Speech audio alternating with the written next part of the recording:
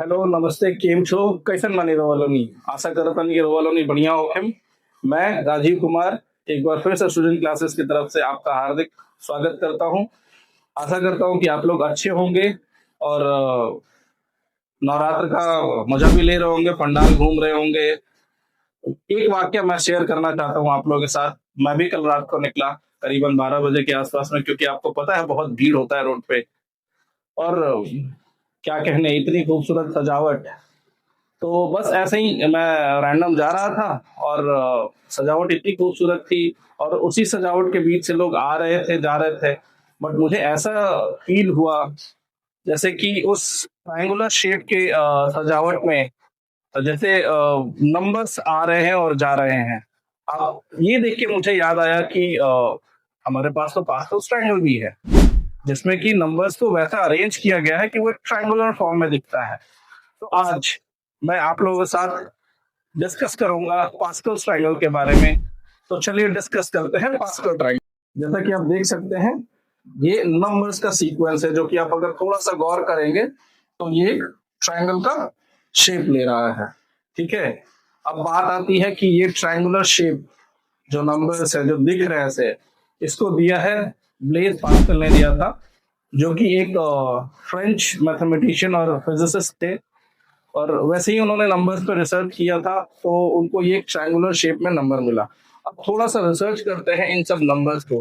पहला इसको कंसिडर करते हैं 0th रो, इसको कंसिडर करते हैं फर्स्ट रो, इसको कंसिडर करते हैं second row, third row, fourth row, fifth रो।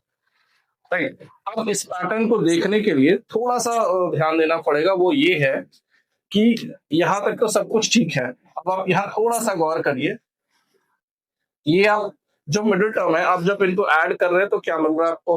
2 मिल रहा है। तो गौर कीजिए यहाँ पे भी, जब आप 2 और 1 को ऐड करेंगे 3 मिलेगा। सिमिलरली 2 और 1 को ऐड करेंगे 3 मिलेगा, और यही ऑर्डर आगे तक चलता चला जा रहा है।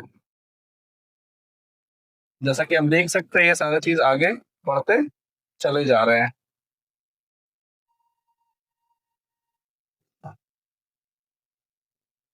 ये देखने में जितना सिंपल लग रहा है, राइट, उतना ही यूजफुल है।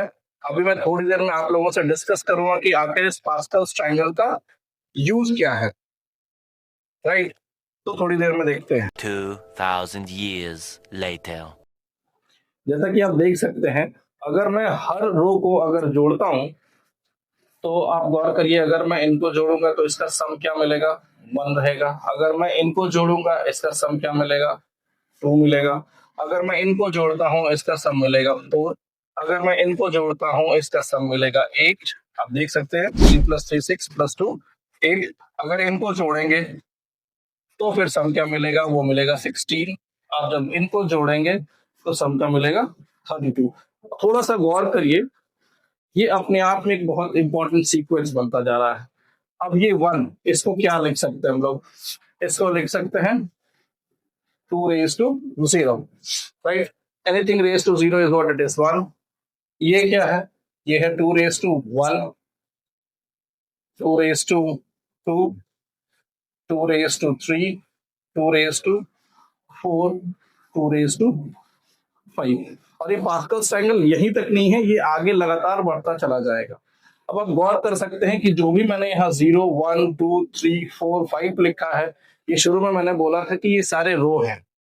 तो अगर आप इन जनरल देखेंगे तो इसके लिए एक जनरल इक्वेशन हम लोग प्रोवाइड कर सकते हैं 2 raised to n, जहां पे n क्या है? हमारा रो नंबर है। ओके, आई होप अभी तक आपको समझ में आ रहा होगा। अभी तक मैंने सिर्फ बेसिक दिया है। ये ट्रायंगल अपने आप में बहुत फैसिनेटिंग है, बहुत सारे चीज, बहुत सारा कंक्लूजन यहाँ से निकाला जा सकता है। जैसे कि आप लोगों ने नाम सुना होगा फिबोनाची नंबर का, या फिर फिबोनाची सीक्वेंस का आप लोगों ने सुना होगा नाम। प्रोग्रामिंग में अक्सर यूज किया जाता है, वो चीज भी आप यहाँ से देख सकते हैं। वो चीज मैं आपको अभी दिखाता हूँ। ये तो आप देख पा रहे हैं 2 raised to n के फॉर्म में है, राइट। अब देखते हैं ये फिबोनाची नंबर कैसे मिलता है। तो बस इनके डायगोनल्स को हिट करना है। आप देखिए, इनके डायगोनल को हिट करेंगे, यहाँ हिट करेंगे, फिर यहाँ देखिए इनको इस तरीके से लेके चलेंगे, इनको यहाँ हिट करेंगे, ये देखिए, फिर उसके बाद से इस तरीके से हिट करेंगे,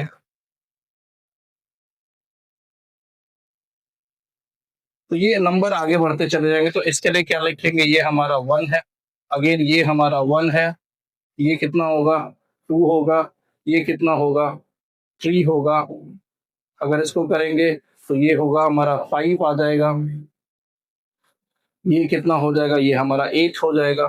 तो आप जैसे जैसे रो को बढ़ाते चले जाएंगे वैसे वैसे नंबर भी बढ़ता चला जाएगा। अब यहाँ पे फिबोनाची सीक्वेंस जो होता है वो ये होता है कि जो भी नेक्स्ट टर्म होता है वो प्रीवियस दो टर्म का सम होता है। जैसे मैं यहाँ पे पहले इन दो टर्म को ऐड करता हूँ, 1 + 1 = 2, फिर अगले दो टर्म को ऐड करूंगा, 1 + 2 that is 3, 2 + 3 that is 5, 5 + 3 that is 8 and so on. Okay, ये प्रोग्रामिंग में बहुत ज्यादा यूज होता है। आप अक्सर देखेंगे कि राइट अ कोड और write a program for Fibonacci sequence, तो ये चीज वहां पे बहुत ज्यादा हेल्पफुल होगा, राइट। दूसरा चीज आप ये देख सकते हैं, मैं थोड़ा सा कुछ चीजों को हटाऊंगा,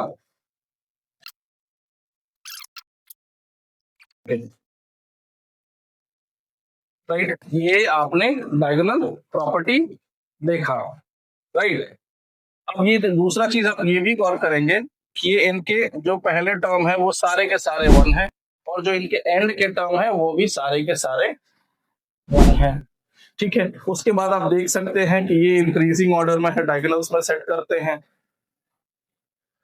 तो इस तरीके से इस ट्रायंगल से बहुत सारे कंक्लूजन को हम लोग डिराइव कर सकते हैं। बट जो अभी आप लोगों के लिए सबसे इंपॉर्टेंट है, जो आपको सबसे मतलब आपके लिए जानना जरूरी है, मैं उसके बारे में डिस्कस करूंगा।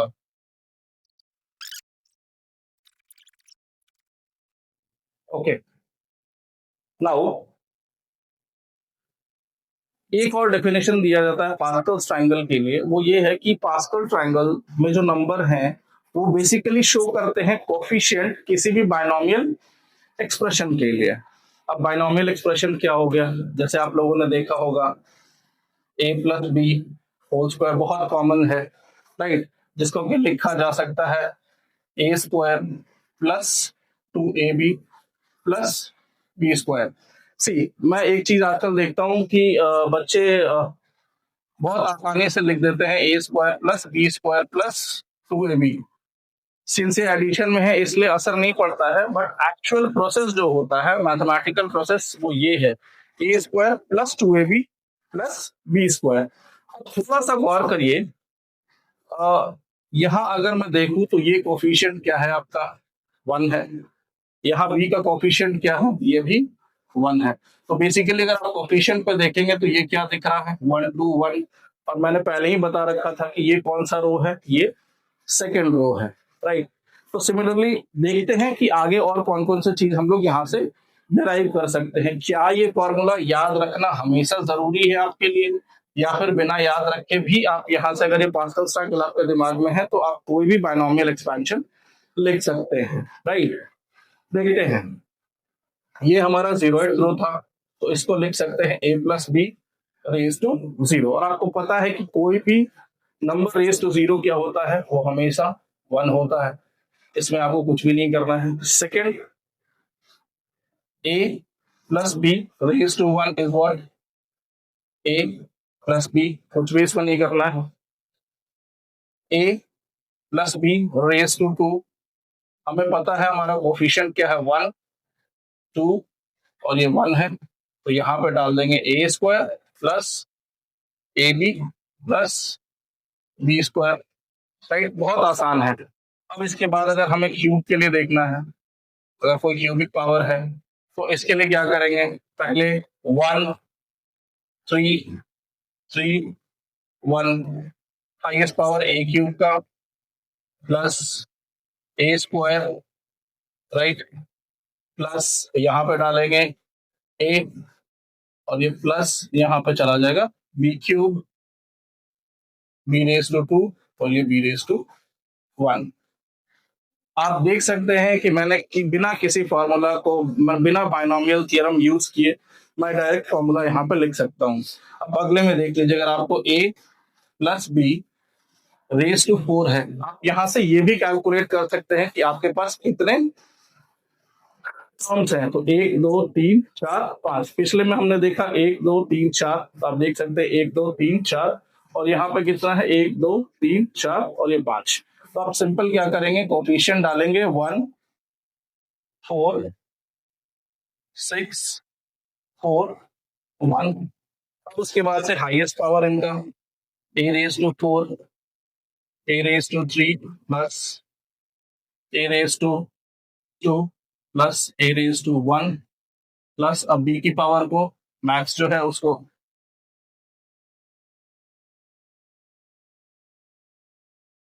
तो सिंपल है। देखिए इस तरीके से हम लोगों ने, और सिंस पावर की बात है, आप तो जान ही रहे हैं पावर कितना इम्पोर्टेंट चीज है। पावर ही एक तरीके से आपको यहाँ मैथ में भी रिजल्ट देता है और आपके रियल लाइफ में भी रिजल्ट की जरूरत है।